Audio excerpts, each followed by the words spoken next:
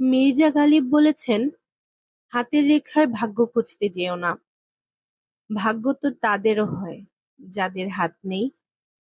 মির্জা গালিবের এই কথাটি শুধু কবিতা না, এটা আমাদের জীবনের একটা কঠিন সত্য।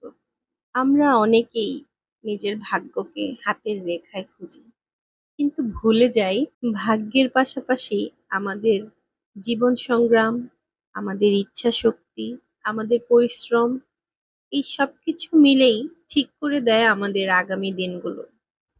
দুটো হাত থেকেও অনেকেই হারিয়ে যায়, আবার হাত না থেকেও চোখ, মন আর ইচ্ছা শক্তি দিয়ে জিতে নেয় তাদের জীবন। ভাগ্য মানে বারবার পড়ে গিয়ে আবার উঠে দাঁড়ানোর নাম। জীবন আসলে তাদেরই কথা শোনে, যারা অসম্ভবের মাঝেও স্বপ্ন দেখতে জানে।